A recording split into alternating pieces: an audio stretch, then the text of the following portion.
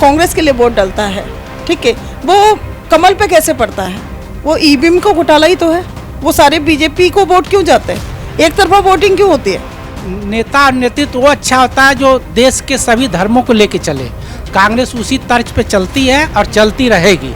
लेकिन कांग्रेस उत्तर प्रदेश नहीं पूरे देश में सभी धर्म को लेकर चलेगी और इससे लोग सहमत हैं। जब जब सत्ता में आई है देश के लिए काम की है, विकास की है। नमस्कार, मैं ब्यूटी गिरी और आप देख रहे हैं न्यूज वॉच भारत। दिल्ली सियासी संग्राम में महिलाओं की बड़ी भूमिका रही। महिलाओं के लिए तमाम सभी पार्टियों ने बड़े बड़े वादे किए, लुभावने वादे किए, हर तरीके से महिलाओं को साधने की कोशिश की गई। महिलाओं ने भी अपना फैसला सुनाया और अब जो फैसला आया है वो सीधे सीधे दिल्ली का सियासी जो है कमान है वो भाजपा के हाथ में जा चुका है। आम आदमी पार्टी की जो हालत हुई है इस चुनाव में वो बेहद जो एक तरीके से कह सकते हैं कि अरविंद केजरीवाल के लिए बेहद नुकसानदायक है। वो अपनी पार्टी में ही एक सवाल बनकर खड़े हो गए हैं। महिलाओं से ही जानेंगे। हमारे साथ निधि शर्मा है। क्या कहेंगे जो दिल्ली का सियासी संग्राम हुआ है, जो रिजल्ट आया है, भाजपा के हाथ में कमान है, कैसे देखती हैं, क्या लगता है आपको?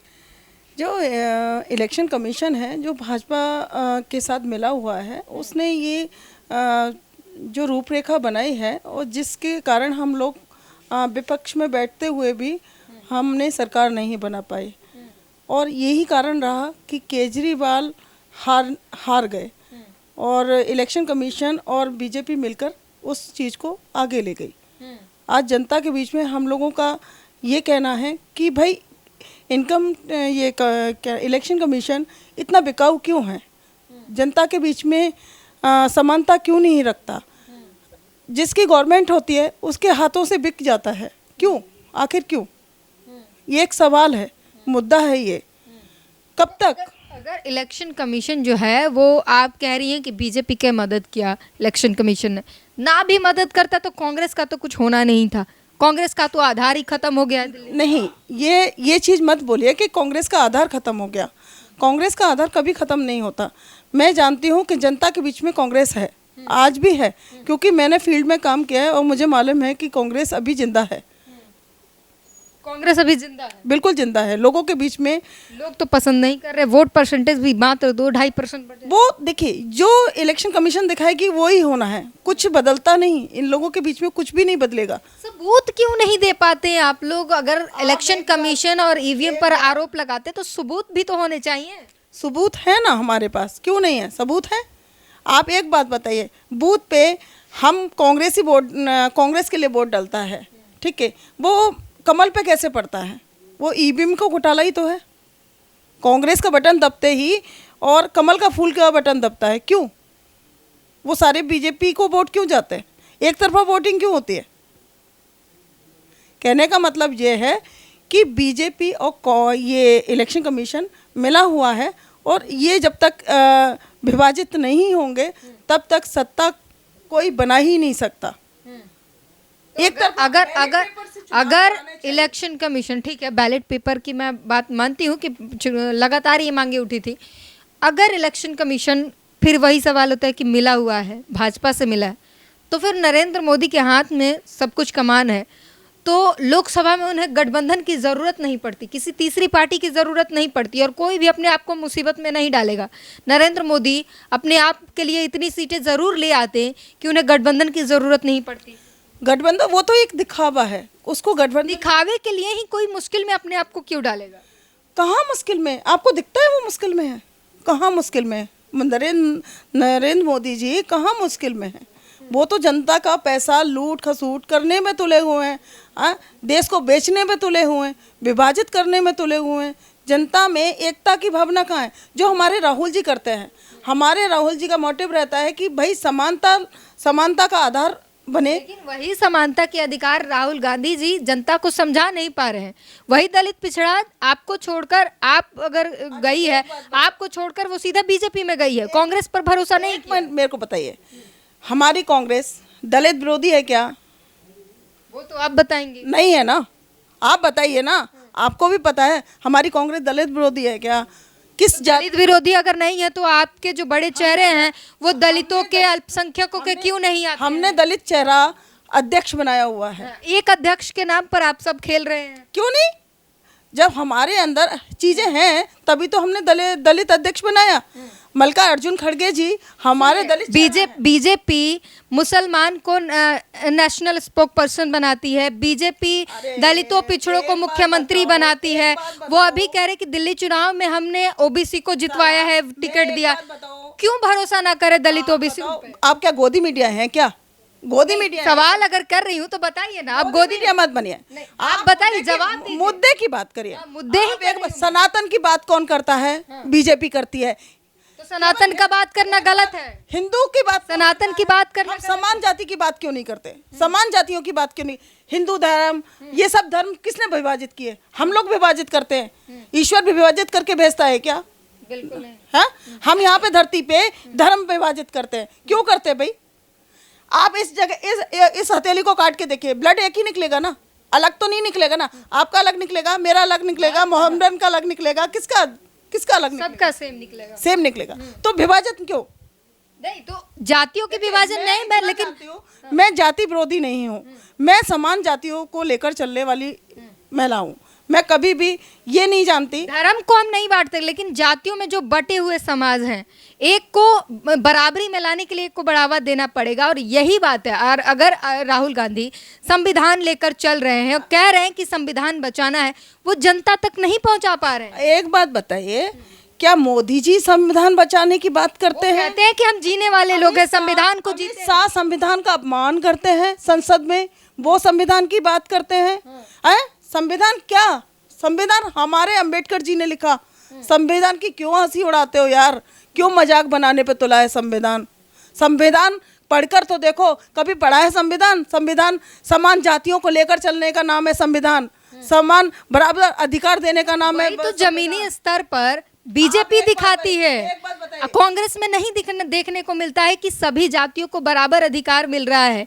एक ही कास्ट का जो है वर्चस्व। बताइए, हमारे कांग्रेस के अंदर कोई भी ऐसा चेहरा बता दीजिए जो समान जाति का नहीं मिलेगा यहाँ। बताइए हमारे यहाँ दलित मल्लिकार्जुन खड़गे के अलावा और कितने लोग हैं जो दलित पिछड़े और तबके से जो आते हैं, शीर्ष नेतृत्व कर रहे हैं? बताइए। दलित हमारे उदित जी हैं जो हमारा डिपार्टमेंट संभालते हैं।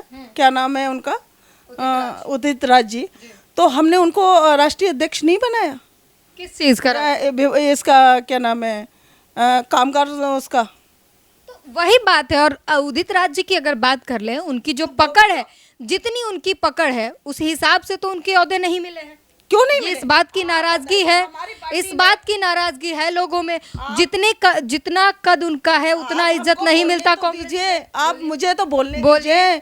एक बात बताइए, जब वो जो उदित जी हैं उनको लोकसभा लड़वाया, उनको कौन सा अधिकार नहीं दिया? अध्यक्ष बनाया, विंग का अध्यक्ष भी बनाया, आपको उनको लोकसभा लड़वाया। दूसरा चेहरा मान लिया, तीसरा बताइए। अब तीसरा चेहरा कौन ले?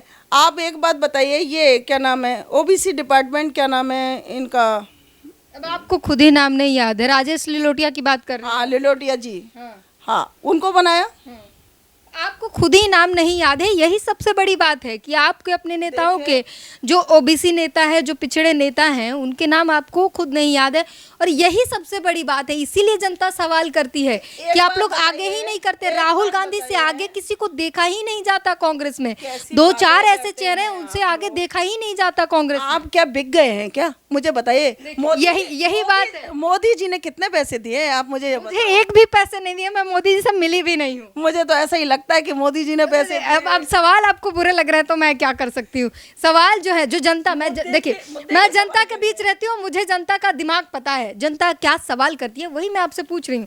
आपने बोला कि बीजेपी ऐसी ऐसी चीजें करती है, मैं वही बता रही हूँ कि लोगों के दिमाग में है कि कम से कम दिखावे के लिए सही बीजेपी चेहरा लाती तो है सामने दलितों, पिछड़ों का, अल्पसंख्यकों का। शहजाद पूनावाला दिन भर टीवी पर बैठकर बातें करते हैं। कितने स्पोक्स पर्सन है जो मुसलमान है कांग्रेस में? केवल दिखावा है और कुछ भी नहीं। दिखावा ही सही है तो चेहरा। कांग्रेस लगातार अल्पसंख्यकों की राजनीति करती है, अल्पसंख्यकों के वोट मांगती है, पर एक भी चेहरा अल्पसंख्यक का है नहीं सामने जिसके चेहरे पर कांग्रेस के पास अल्पसंख्यक है। बताइए क्यों नहीं है? है ना, क्यों नहीं है? कौन है बताइए। सभी है, कौन नहीं है? आप देखो ना हमारी कांग्रेस में कौन नहीं है। आप क्या कहेंगे सर? अब आपसे भी जानना चाहूंगी, ये तमाम जो आप तब से सुन रहे हैं, बताइए। आप जो दलित मूवमेंट पे बात कर रही हैं, दलित नेतृत्व कांग्रेस ने सेंट्रल में अनेकों लोगों को दिया, जैसे के.एल. पुनिया जी, खड़गे जी और उदित राज जी, और नया चेहरा एक सुशील पासी। अभी बिहार में पिछले दिनों एक सम्मेलन हुआ था जगलाल चौधरी जी का, उसमें हजारों लोगों की संख्या आई थी, और वहाँ राहुल जी गए थे उस कार्यक्रम में, और वहाँ के लोगों ने बहुत सराहा इस कार्यक्रम को। तो आप कैसे कहते हैं कि दलित पीछे है कांग्रेस में? मैं कहती हूँ कि जो शीर्ष नेतृत्व है वहाँ इर्द गिर्द में वो लोग नहीं दिखाई देते जिनकी बातें हमेशा राहुल गांधी करते हैं, संविधान की बातें करते हैं, और वहीं पर फिर नरेंद्र मोदी कहते हैं कि ये लोग संविधान की बातें करते हैं, हम संविधान को जीना जानते हैं। जनता को भरोसा होता है कि हाँ ये संविधान जीना जानते हैं। कांग्रेस सभी धर्म सभी जातियों को लेकर चलती है। कांग्रेस अकेली नहीं बनी है, ये पूरे समुदाय को लेकर बनी है। आज़ादी की लड़ाई कांग्रेस ने सभी लोगों ने मिलकर लड़ा था, हर जाति हर धर्म को लोगों को। देखिए फिर जाति पर आप, धर्म पर आप ही आए हैं, फिर मैं इसीलिए मैं सवाल नहीं, धर्म पर आप आए हैं इसलिए मैं सवाल कर रही हूँ कि धर्म की बात बीजेपी को विरोधी बोला जाता है मुसलमानों के, लेकिन पसमानदा मुसलमानों की बात फिर बीजेपी ही करती है। नहीं, ऐसा नहीं है। नेता और नेतृत्व वो अच्छा होता है जो देश के सभी धर्मों को लेके चले। कांग्रेस उसी तर्ज पे चलती है और चलती रहेगी। और कांग्रेस जो बात कर रही हैं कि चली गई देश से, कभी ख़त्म नहीं होगी। हम और आप ख़त्म हो सकते, लोग ख़त्म हो सकते, कांग्रेस कभी ख़त्म नहीं हो सकती। कांग्रेस एक बट वृक्ष की तरह है। और बिहार अस्तित्व तो वही दिखाई दे रहा है जहां एक समय पर पूरे भारत में कांग्रेस हुआ करती थी, पूरे भारत से निपट गई है कांग्रेस, सब जगह से लोगों ने नकार दिया है। मुद्दा मुद्दे क्लियर नहीं है। आज जाति धर्म को के ऊपर विश्वास किया जा रहा है। बिहार उत्तर प्रदेश जैसे राज्य जहां जातिवाद चरम पे है, जाति पे हर पार्टियां चुनाव लड़ रही हैं, तो हाँ नेतृत्व कुछ कम था लेकिन अब सुधार हो रहा। ऐसी बात नहीं, आने वाले दिनों में देखिए सरकार बनाएगी बिहार में, उत्तर प्रदेश में तो निश्चित रूप से सरकार बनेगी। आप ये दावा कर रहे हैं, आपको लगता है कि अखिलेश यादव ऐसा होने देंगे? दावा कर रहे हैं क्योंकि आपको लगता है कि अखिलेश यादव उत्तर प्रदेश में और वहां पर तेजस्वी यादव ऐसा बिहार में होने देंगे कि हाँ तुम आओ कांग्रेस, हम तुम्हारा वेलकम करते हैं, हमारा सफाया तुम कर दो?